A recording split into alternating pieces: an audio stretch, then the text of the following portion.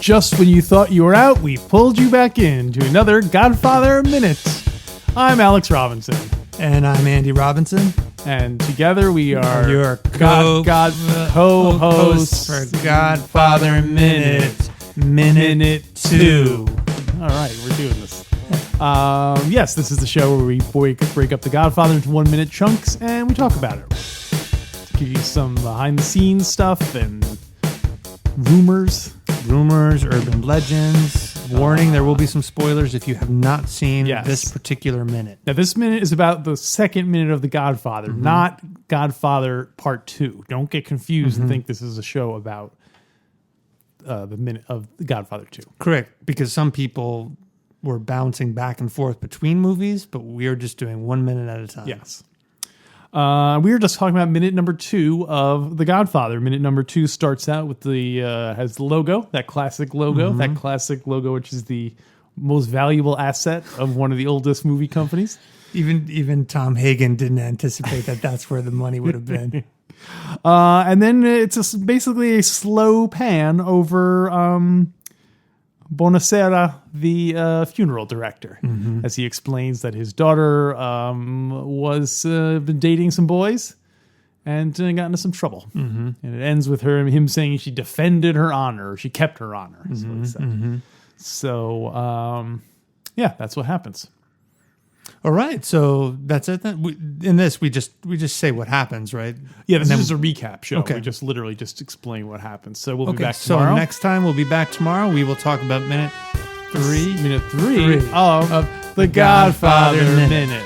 Wow, Alex, every time I've seen this movie and this opening scene begins, I am drawn right in for so many reasons. I think filming-wise, the close-up on Bonasera's face, the darkness of the shot, that very slow zoom. You call it a pan. I guess it's a zoom. Is a zoom. Okay, so it's a zoom out? Yeah, it's a zoom out. It starts out with his face and then gradually. It's just an unbelievable sequence. And I read in the production notes, too, that Francis Ford Coppola, the director of the movie, I think this is only one of 2 zoom out, zoom ins in the entire movie. Yeah, he preferred to use and the what do they call it? The director of photography. Cinematographer. Yeah, the director of photography. Maybe they call that, or cinematographer. Yeah, the cinematographer. They purposely chose to not use a lot of fancy camera tricks because they really wanted to capture real dialogue. But this is one of 2, and boy, Alex, it's just an amazing opening. I do think it's one of the most important scenes in the film, and although in this second minute we don't hear the entire story, and right, so we don't know yet. We don't know part 1 yet. of a multi-minute story. You gotta admire a movie that has the courage to start off with literally just one person talking to the camera, as opposed to like a big shootout or something visually exciting. As soon as it's very subtle, it comes in very subtly.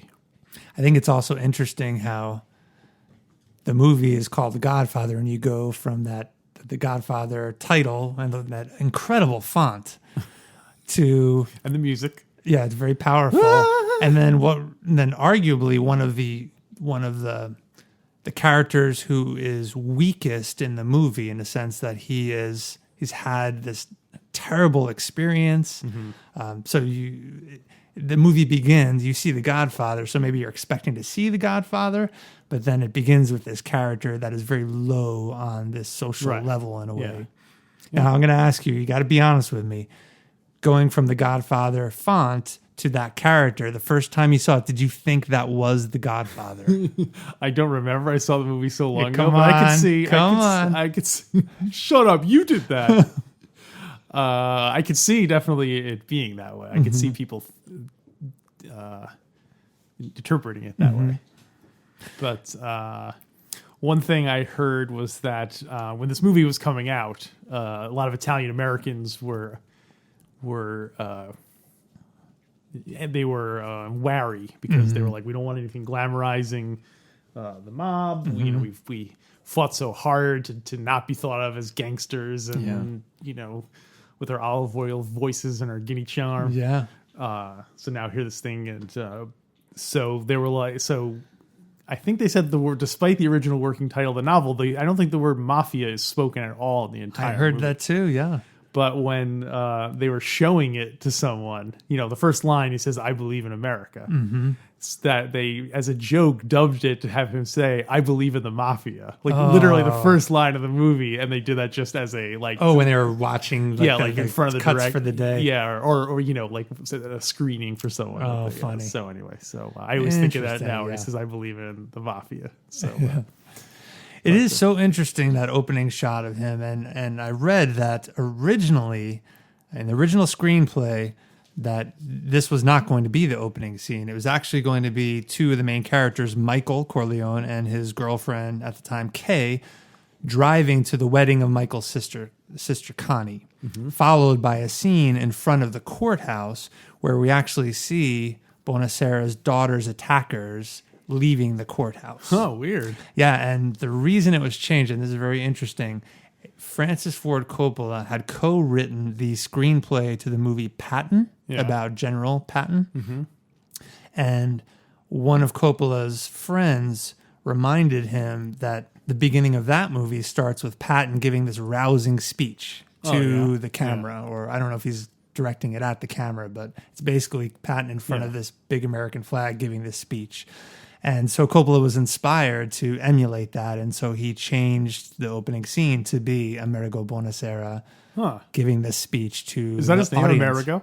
Yes. That's funny. Amerigo Bonasera, which is very telling. Yeah. His name being America, and Bonasera meaning good night. Oh. I think there's some significance there. America, good night. America, good night. Start of the end.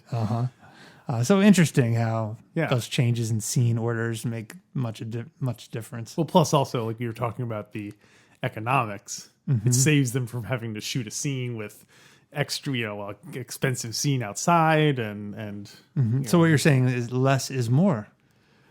Well, yeah, I guess that's a handy slogan. Yeah, we'll have to remember that one. Let's remember that. As I tell stories in my book, and like having someone, if you could just basically have him tell the story, it's a lot cheaper than having to show. Absolutely. Oh, I never thought of that. Yeah. I mean, you don't want to do that too much because that's the old adage about show, don't tell. You don't want to have basically everyone just describing stuff that can get boring visually. I do think it's interesting that this character's name is Amerigo, America, in essence. And I think that the symbolism is that this character who, and he says in the second minute that he had come to America, he believes in America. He bought into it. He bought into it as an Italian immigrant. And his daughter did not date an Italian, and he makes a point of saying that. Well, I think it's funny because he doesn't say, "Oh, he was an Irishman or a Mexican." He says a non-Italian. It's basically there's two kinds of people: there's Italians and non-Italians. Yeah. So that was very a good. And so I think the character represents this immigrant, or any immigrant who's trying to assimilate, who's trying to buy into the American way of life. Right. Yeah. But like you said, he explains a lot more about that in the coming minutes. Bonasera is played by an actor named Salvatore Corsito. I hope I'm pronouncing that right. I'm a little self-conscious that we're two half Poles hosting a thing that is so Italian, but that's the American experience, right? Exactly. Yeah, I thought of that too, and my commitment is to try to learn the correct pronunciations of the Italian names and words. That's good. So I'm going to work on that. Education experience. Anyway, you don't have to worry about pronouncing Salvatore too much because he was in Godfather and he was only in one other movie. What movie was that? A TV movie called What Are Best Friends For? I don't know. It was a TV movie. It was about a married couple determined to find a girl for a recently divorced friend. It stars Ted Bessel from the show That Girl, Lee Grant, Barbara Feldon, 99, from Get Smart, and Larry Hagman from I Dream of Jeannie. So, and also Salvatore played the waiter in the movie. So, and the movie was called What Are Best Friends What Are For? Best Friends For? I think that's very fitting considering the request that Bonasera is about to make of his new That's friend, true. the Godfather. I wonder if in the movie they had they played on that, had him show up and then a reference to the Godfather. But there you go. He hasn't passed away, unfortunately, but he was only in two movies. What an impact he had on the opening of this movie. It really is setting funny the that he stage. literally at the first 2 minutes is just a monologue by this one guy who yeah. I don't know if he was a non-actor or Yeah. yeah. So one thing we are going to explore, Alex, in our Godfather Minute saga is comparing the book with the movie. Okay. The book is different than the movie. The book is different than the movie. The book is different. The book is different. The book is different than the movie. Yeah. And there are some really interesting differences. In the book, Puzo writes a lot more about the character Amerigo Bonasera. For example, that he dyes, the character, not the actor, dyes his hair black because he feels that as a mortician, he should have as much black represented. Isn't that interesting? Really? That's really funny. It's he really was originally a redhead, but he dyed black just to be all goth. I heard his he's eyeliner on. Yeah, I heard he was the character is actually Irish American. Yeah, but in order to get into that Sicilian community, he dyed all his hair black, grew the mustache. He died because he's a mortician. He went and did a study abroad program in Palermo to learn Sicilian. I'm just kidding. He really didn't do that. He didn't dye his hair? He did dye his hair. Oh, he did dye his hair. He didn't go on a study abroad program. Okay, yeah. So that's interesting. Yeah. And as I was reading it, I started wondering, what's the difference between a mortician, an undertaker, and a funeral director? What do you call the person who does the embalming? Is that the mortician? That's the mortician. Okay, that's the science aspect of it. Yeah. We'll have to look into this. I don't know. Because I don't know if Bonasera is which of those he is. He's definitely the mortician. Doesn't Don Corleone call him an undertaker? He'll take care he does call him an undertaker, yeah. But he might not be using the proper, he'd be like, I'm technically Godfather. I am a funeral director. Godfather. just as my daughter's boyfriend is not an Italian, I am not an undertaker. That's a terrible accent. He gives it to Luca Brasi, and he winds up beating up the Undertaker's daughter's boyfriend. No. Or, he's like, no, I'm the funeral director. It takes him 3 tries because then he works on the funeral director's daughter's boyfriend. Tom Hagen, who's the character we'll see pretty soon, he refers to Bonasera as a corpse valet. Corpse valet in the book. A corpse valet. Now, in one sense, that sounds better because it has valet in it, which sounds fancy and deluxe, but corpse makes it sound worse. Well, and I didn't get the context if he was saying it as a joke or was that popular vernacular for referencing the job of an undertaker or mortician. I hope that comes back. I'm gonna start a corpse valet. Next time I'm at a funeral, I'm gonna say, so what do you feel? How do you feel about? Do you ever think about calling yourself a corpse valet? I'm like, we haven't used that term since the 40s. They're like, shh, you can't say that. Only we can use that word, sir. Don't say the CV word. Now, if you were a corpse, I was a corpse, if you were a corpse, would you? I hope to be one someday. You will. Would you be okay being worked on or shuttled by a corpse valet? It does sound like a deluxe treatment. Yeah. Rather than self-parking corpse. Yeah.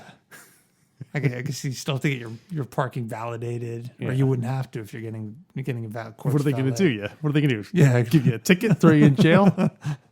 Is it weekend at Bernie's? Well, that's all I have for minute number 2. Do you have anything else you want to talk about? We're in the middle of this fantastic monologue in the middle of the zoom out. By the way, it is a 2-minute zoom out. Nice. And Coppola purposely, like we said, uses a very long, slow zoom out to really emphasize the power of the speech. Have you ever seen the film A Touch of Evil with Orson Welles? No. That is. I think I've only seen one Orson Welles movie. Which one? The Nostradamus documentary. I've probably seen that too. Transformers the movie. Not Transformers the movie. I don't even remember what it was called. Citizen Kane. Citizen Kane. That's it. It's funny we should bring up Citizen Kane because don't Godfather 1 and Citizen Kane usually compete for best movie That's ever true. made? They are typically at the top of the list. That and Shawshank Redemption now. Really? Yeah, when like on IMDb, when people rate the movies, I think Shawshank Redemption is the number one. Oh, interesting. Ranked movie on the. Wow, so that's modern rankings. Yeah, and that's just like regular people. That's not like critic scores or anything. It's just like. Now, what do the critics know? Seriously. Yeah.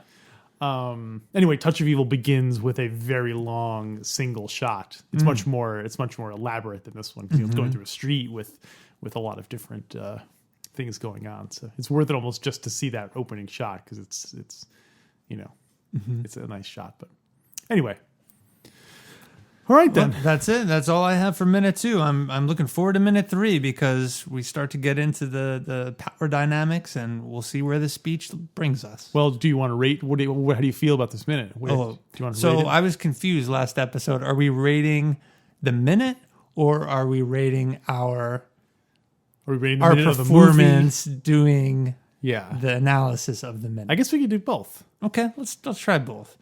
So for the minute, how do you rate the film's minute? The film minute, I say I'm going to give it a 5. I'm giving it a solid 5. Solid 5. Solid 5. So, because it's iconic. It's simplicity. Less is more. It's like I have an expression. Less is more. Less is more. Yeah, and I spell more MOR. LES. LES. ISMOR. Or you don't even put the I in that is, right? Just S. Less is more. There you go. And it's all put together, no spaces in between. Who's got time? No one's got time. Forget the apostrophes. The kids are doing it. So I'm going to go ahead and give it a 5. I'm going to give it a 5 too. Now, as far as our assessment of the minute, I think only time will tell. We're a little close. We're a little too close, but if I had to score now, I would say maybe a 3. I'm not sure how well we captured how strong this monologue is, this opening is. Well, I guess there's only so much you can say, maybe. But minute 1, I guess, we really had a lot of material for minute 1. Yeah. So I feel like in a sense, this one might be a little bit of a disappointment for people. Maybe, yeah. But well, we ask that you stick with us, listeners. Come on, please. Give us a shot. Give us a minute. We're gonna get better. Absolutely gonna get. There's nowhere to go but better, right? Right. You can't get worse than a 3. The other reason I bumped us down to a 3 is because I am not pronouncing the Spanish, the Italian names very well. That's true, and I'm gonna work on that. Yeah. Here's one last thing I'll say. The scene he describes about his daughter dating a non-Italian, and they give her whiskey and try to get fresh with her. Well, I guess they beat her up. It's not like just get fresh with her. That reminds me of another crime movie, Goodfellas, because there's a scene where Lorraine Bracco's character, Karen, goes to Henry Hill and says, "Oh, that I went on a date with that boy, and he tried to, and he goes over and beats up the guy." Yeah. So similar kind of thing. Yeah, absolutely. I do want to point out too that it might be hard to tell in this minute. But in the book, Amerigo Bonasera is glad that he's glad to have embraced the American way of life. Yeah. And so I think it might be hard to tell in the movie because of this terrible experience. Yeah. He's clearly distraught. He's upset. Yeah. So I think it might be hard to tell if we'll keep our ears open. Yeah. For the remaining scene. So getting back to my ratings, I was going to go ahead and give it a 4. But I feel like that last Goodfellas thing kind of clunked it up, so I'm going to go 3.5. 3.5. We can only get better. Yeah, can only go nowhere to go but up, as they say. Well, let's keep going up, and listeners, stick with us. We're going to get through this together. We're going to slog through all 400 minutes. I shouldn't call it a slog. Make this as we should painless quit as now, possible right? for everyone. We started at 3. You brought us up to 3.5. I'm giving us like a 2.8 now. Oh, you know what? We're totally violating our rule. Less is more. And we keep making I it go know. on longer and longer. With that being said, we're going to sign off, and we'll see you next week, if not sooner, with the 3rd minute. Is that right? Minute 3. Do you have any final words? I think we should just do our signature closing. Okay, until next time, leave the gun and take the cannoli.